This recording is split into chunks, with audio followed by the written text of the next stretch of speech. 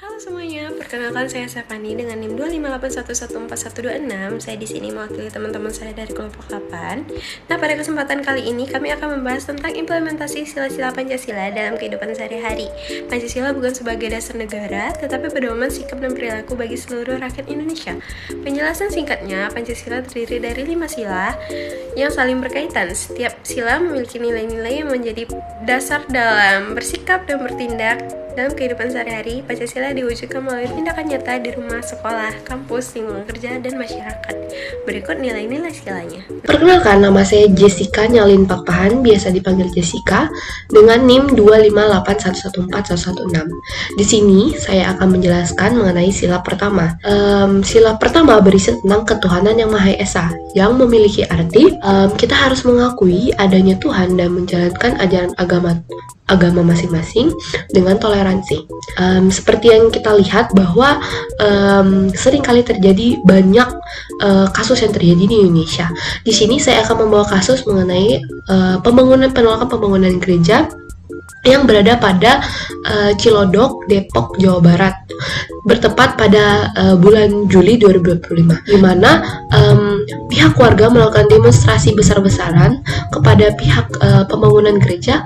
Hal ini dikarenakan adanya miskomunikasi, di mana POV dari para pembangun gereja ini mengatakan bahwa mereka telah melengkapi surat-surat dan juga menerima persetujuan dari warga. Sedangkan dalam demonstrasi tersebut, warga merasa bahwa mereka tidak melakukan persetujuan tersebut, sedangkan secara nyata bahwa sudah telah ditangani surat pernyataan yang bahwa pihak menyetujui adanya pembangunan gereja. Nah, perlu kita lihat di sini bahwa kasus terjadi ini tentu saja sangat amat sayang bagi pihak minoritas, bahwa pihak mayoritas kurang menerima adanya minoritas, sehingga kasus ini sangat perlu dimaknai apakah inti sila pertama ini terjadi atau tidak. Nah, berikut saya juga akan menjelaskan satu kasus yang kurang lebih berkaitan tentang sila pertama ini. Sebagai Gensi, tentu saja kami ini aktif dalam sosial media, dan di sini saya akan menjelaskan salah satu contohnya adalah TikTok. Nah, TikTok ada di mana yang dinamakan dengan FYP, yaitu For Your Page. Maksud For Your Page itu yang berada pada beranda kita. Nah, di beranda saya, khususnya saya sendiri, yaitu ada mengenai isu-isu yang terjadi pada Indonesia dan juga tren-tren masa TikTok. Dan di sini saya akan menjelaskan tentang isu-isu yang ada di Indonesia. Isu-isu yang terjadi tentu saja soal pihak mayoritas yang kurang menerima adanya minoritas, dan sayangnya pada komen tersebut banyak, bahkan hampir semua menghujat para minoritas, dan itu sangat disayangkan bahwa peran generasi muda, khususnya untuk anak-anak Indonesia, terlebih lagi Gensi, masih belum memaknai secara rinci bahwa apa aja inti dari sila pertama itu, sehingga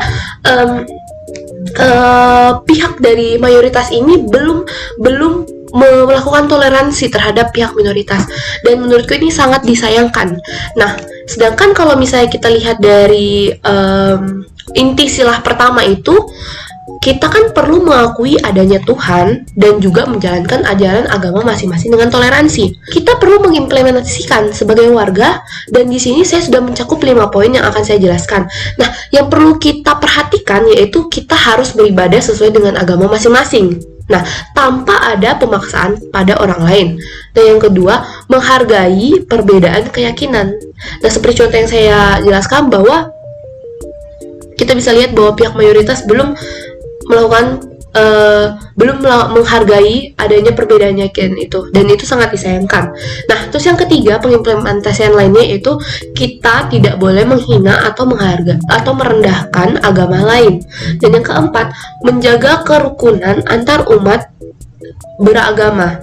Nah, namun sayang disayangkan implementasi itu belum dijalankan dengan baik. Dan yang terakhir, ikut kegiatan sosial lintas agama. Nah, melalui implementasi ini, maka sila dari pertama ini bisa terjalin dengan baik.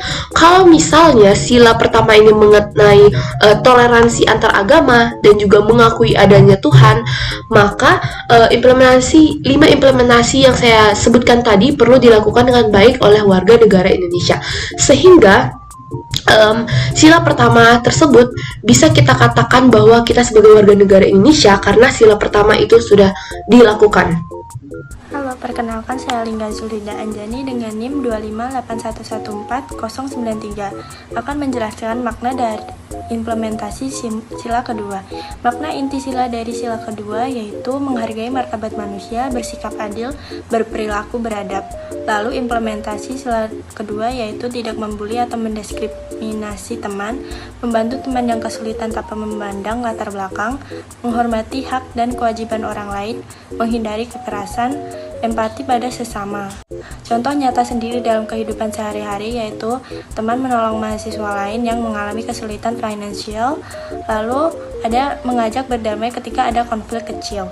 Halo semuanya, perkenalkan nama saya Stefani dengan NIM 258114118. Nah, kali ini saya akan melanjutkan penjelasan sila ketiga yaitu Persatuan Bangsa Indonesia. Makna inti dari sila ketiga itu adalah menghargai persatuan bangsa Indonesia, mencintai tanah air, dan menempatkan kepentingan bersama-sama. Lalu, implementasi sila ketiga itu dalam kehidupan sehari-hari yang pertama, menghargai perbedaan suku, bahasa, dan budaya. Lalu yang kedua, itu adalah menggunakan bahasa Indonesia yang baik dalam komunikasi formal. Yang ketiga adalah menjaga nama baik sekolah, kampus, ataupun organisasi. Yang keempat itu adalah mengutamakan kepentingan kelompok daripada ego pribadi. Dan yang terakhir adalah bangga menggunakan produk lokal Indonesia. Nah, contoh perlakuannya itu dalam kehidupan sehari-hari yaitu yang pertama, ketika siswa dari berbagai daerah bekerja sama dalam satu proyek. Lalu yang kedua, menggunakan seragam batik pada hari tertentu dalam bentuk cinta budaya. Perkenalkan, nama saya Lintang dengan NIM 258114129 akan menjelaskan mengenai sila keempat yaitu kerakyatan yang dipimpin oleh hikmat kebijaksanaan dalam permusyawaratan perwakilan. Makna dari sila ini adalah demokrasi dan juga musyawarah dan juga menghargai pendapat orang lain. Bagaimana implementasinya dalam kehidupan sehari-hari? Pertama itu dengan diskusi kelompok dengan menghargai setiap pendapat dari setiap anggota kelompok, lalu mengambil keputusan berdasarkan musyawarah bukanlah paksaan, lalu tidak memotong pembicaraan teman, lalu melatih kepemimpinan dengan bijaksana, serta ikut pemilihan ketua kelas ataupun kepengurusan organisasi. Bagaimana contohnya di kehidupan nyata? Pertama adalah dengan mengikuti rapat kelas yang menentukan tema sebuah acara menggunakan musyawarah. Lalu yang kedua itu ketua kelompok mendengarkan masukan dari para anggotanya. Halo semuanya, nama saya Marisa dengan NIM 258114133. Sini saya akan menjelaskan pada sila kelima yaitu keadilan sosial bagi seluruh rakyat Indonesia, yang dimana makna intinya ada keadilan, kesejahteraan, pemerataan, dan gotong royong. Implementasi yang pertama yaitu berbagi makanan atau barang kepada yang membutuhkan. Ini berarti kita peduli pada orang lain yang sedang kesulitan, misalnya memberi makanan pada tetangga yang lagi terkena musibah, menyumbangkan pakaian layak yang dipakai, atau ikut donasi online untuk korban bencana. Intinya berbagi sesuai kemampuan demi membantu sesama agar kebutuhan dasarnya terpenuhi. Yang kedua, tidak pilih kasih dalam memperlakukan orang. Kita bersikap adil ke semua orang tanpa melihat status sosial, latar belakang, atau kedekatan. Misalnya, memperlakukan semua teman dengan sama baiknya, tidak memihak saat mengerjakan tugas kelompok, atau tidak mendiskriminasi orang lain. Sikap ini menunjukkan bahwa setiap orang berhak mendapatkan perlakuan yang setara. Untuk yang ketiga, mengikuti kegiatan bakti sosial.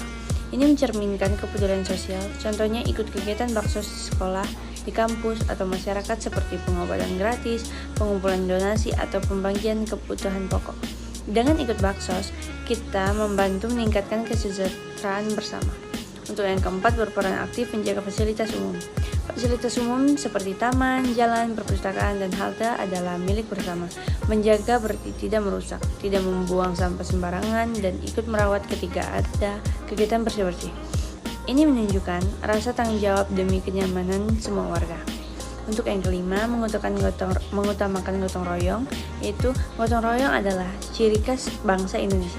Contohnya, saling membantu ketika ada hajatan, membantu tetangga memperbaiki rumah, ikut kerja bakti di RT, atau bantu teman yang kesulitan. Yang bekerja sama, pekerjaan lebih cepat selesai dan hubungan sosial makin kuat.